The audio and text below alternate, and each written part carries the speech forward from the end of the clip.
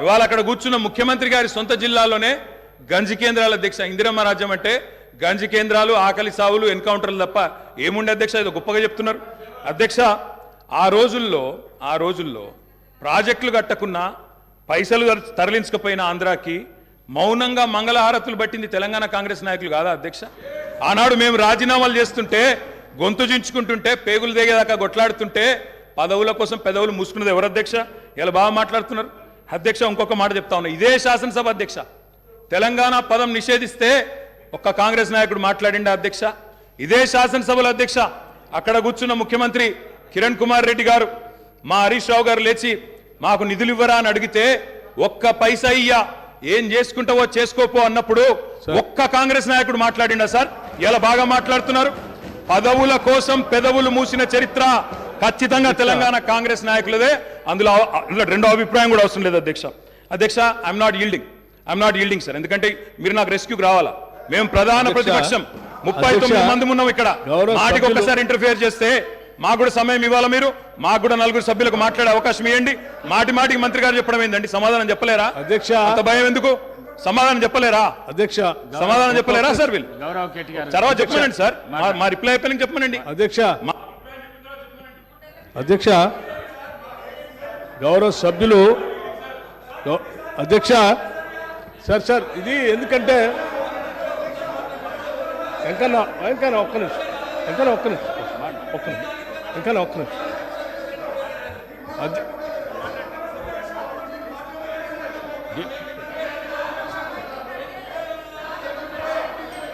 అధ్యక్ష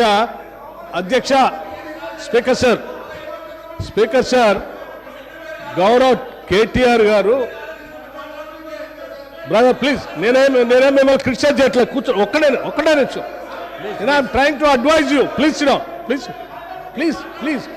I'm trying to advise you. Please, నేనే మిమ్మల్ని క్రిటిసైజ్ చేయట్లేదు. దయచేసి ఒక్క నిమిషం.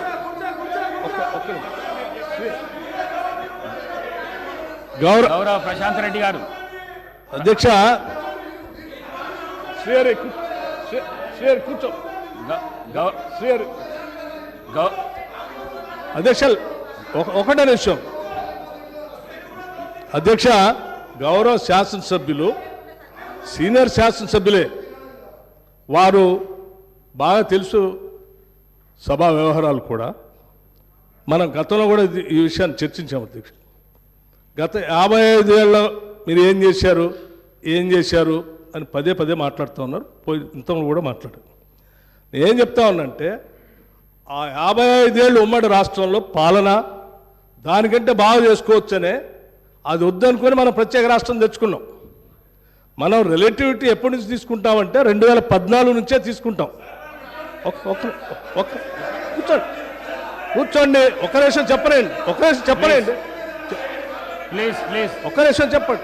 ప్రత్యేక రాష్ట్రం ఏర్పడిన తర్వాత అది బాగలేదనే ఈ రాష్ట్ర ప్రజలందరూ కూడా సకల జనం సమ్మె చేస్తే ఇక్కడ ఉన్నటువంటి మంత్రులు కూడా, కౌశిక్ రెడ్డి గారు కూర్చోండి, పెద్ద రాష్ట్రంలో మంత్రులు ఉంటే కూడా రాజీనామా చేసి మంత్రులందరూ కూడా తీర్మానం చేసి, ఈ సభలో ఉన్నటువంటి కాంగ్రెస్ శాసనసభ్యులు కూడా అందరూ తీర్మానం చేసి ప్రత్యేక రాష్ట్రం కావాలని కేంద్ర నాయకత్వాన్ని ఒప్పించి శ్రీమతి సోనియా గాంధీ గారి దగ్గర కలిసి, సభలో సరిపోయేంత బలం లేకపోయినప్పటికీ సభలో ఉన్నటువంటి వాళ్ళందరినీ ఒప్పించి ప్రత్యేక తెలంగాణ రాష్ట్రం ఇచ్చినటువంటి కాంగ్రెస్ పార్టీ ఆ ఆలోచన ఉంది కాబట్టి ఇచ్చింది అధ్యక్ష. కాంగ్రెస్ పార్టీ ఇచ్చిన తర్వాత సంపదతో కూడినటువంటి రాష్ట్రాన్ని మీ చేతిలో పెడితే, మిగులు బడ్జెట్తో ఉన్నటువంటి రాష్ట్రాన్ని మీ చేతిలో పెడితే 10 ఏళ్లు బాగు చేయాల్సింది పోయి 5 లక్షల కోట్ల అప్పు చేసి వాళ్ళ అప్పుల రాష్ట్రంగా మార్చిన మీరు అప్పుడు బాగలేదు ఇప్పుడు బాగలేదు అంటారు. బాగుండాల్సింది 10 ఏళ్ళ నుంచి చేయాల్సింది మీరు. ఆ రోజు గతంలో డిప్యూటీ సీఎం గారు కేసీఆర్ కూడా అందులో మంత్రిగా ఉన్నారు. అవన్నీ బాగలేదని అనుకున్నప్పుడు అందరం కలిసి తీర్మానం చేసి తీసుకొచ్చుకుంటాం. తెచ్చుకున్న తెలంగాణ రాష్ట్రంలో పాలన గురించి, అభివృద్ధి గురించి మాట్లాడుకోవాలి. కానీ మాట్లాడితే పాత మాట్లాడుకుంటే వీళ్ళందరూ రాజీనామా ఎందుకు చేస్తా అన్నారు, పార్లమెంట్లో వాళ్ళందరూ కొట్లాడుతా అన్నారు, వాళ్ళందరూ పెప్పర్ స్ప్రే తింటారు, మిగతా వాళ్ళు ఎందుకు రాజీనామా చేస్తారు? అది బాగాలేదని కదా తెచ్చుకున్న దాంట్లో మీరెంత బాగా చేశారో చెప్పాలి. కానీ ఏం చేశారు? పట్టుమని ఏమైనా గోదావరిలో ఒక చుక్క నీళ్లు తెచ్చారా? కృష్ణానదిలో ఒక చుక్క నీళ్లు తెచ్చారా? ఏం చేయలేదు కదా. లక్షల కోట్లు వృధా చేశారు. కానీ ఒక్క ఎకరానికైనా అదనంగా ఆయకట్టు నీళ్ళు ఇచ్చారా? ఒక్కడికైనా ఉద్యోగాలు ఇచ్చారా? ఒక్కడికైనా ఒక ఇందిరా ఇల్లు ఇచ్చారా? ఒక్కడికైనా ఏదైనా చేశారా ఈ రాష్ట్రంలో? ఏమి లేదు. అది చెప్పండి. మేము చెప్పింది అదే. ధనంతో కూడిన సంపదతో కూడిన తెలంగాణ రాష్ట్రం ఇస్తే 10 ఏళ్ళు విధ్వంసం చేశారు. ఇవాళ విధ్వంసం చేయడం కాదు, స్వేచ్ఛ లేకుండా చేశారు. ఇవాళనే వాళ్ళకి స్వేచ్ఛ వచ్చినట్టు తీర్పిచ్చారని చెప్పాం. దాని గురించి మాట్లాడిన 10 ఏళ్ళ నుంచి. గౌరవ కేటీఆర్. అధ్యక్ష, మా బట్టన్న కూడా ఇంత ఆవేశపడతాడు అనుకోలేదు అధ్యక్ష. ఎందుకంటే వారికి వాస్తవాలు తెలిసి కూడా ఇంత ఆవేశపడి అధ్యక్ష గావు కేకలతో పెడబొబ్బలతో నోటికి గొంతు పెంచి అరిస్తే, గొంతు పెంచి దాడి చేస్తే, మందబలంతో శాసిస్తాననుకుంటే వాస్తవాలు కాకుండా పోవు సార్. పాలమూరులో గంజి కేంద్రాలు వాస్తవం, తెలంగాణలో నెత్తురు బారిన నేలలు వాస్తవం, నెర్రెలు బారిన నేలలు వాస్తవం, కరెంటీ అని మాట వాస్తవం, 14 లక్షల వలసలు వాస్తవం. అధ్యక్ష, ఇవన్నీ కాంగ్రెస్ పాలనకు తార్కాణాలు అధ్యక్ష, నేను చెప్పడం లేదు అధ్యక్ష.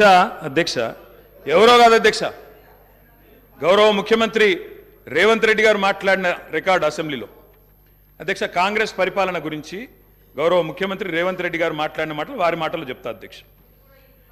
వారు చెప్పినారు రేవంత్ రెడ్డి గారు, ఇది 2014 25 జూన్ అధ్యక్ష. వారి మాటలు నేను కోట్ చేస్తా ఉన్నా, అసెంబ్లీ రికార్డు అధ్యక్ష. నేను చదువుకోవడానికి హైదరాబాద్లో ఉంటే నా తండ్రి గారు చనిపోతే మా గ్రామానికి పోయినాను. పద్ధతి ప్రకారం దాన సంస్కారాలు అయిన తర్వాత స్నానం చేసి ఇంటికి పోవాలి. ఎండాకాలం వస్తే ఏ బావిలో కూడా రోజుల తరబడి ఈత కొట్టినామో ఆ బావి ఎండిపోయింది. బోర్ దగ్గర పోయి స్నానం చేద్దాం అనుకుంటే కరెంట్ లేదు. నాకున్న పరిచయాలతో కరెంటే ఇస్తే బోర్ల నుంచి నీళ్ళు వస్తలేవు. స్నానం చేయవలసిన సమయంలో నెత్తి మీద నీళ్లు చల్లుకొని ఇంటికి వచ్చినాం అధ్యక్ష. తెలంగాణ ప్రాంతం నిర్లక్ష్యం కావడానికి కారణం కాంగ్రెస్ పాలకులన్న విషయం ఇప్పుడు అర్థమైంది అధ్యక్ష. ఇది నేను కాదు అధ్యక్ష, రేవంత్ రెడ్డి గారు చెప్పిన మాట. మీ ముఖ్యమంత్రి గారే చెప్పినారు అధ్యక్ష, నేను చెప్పడం కాదు.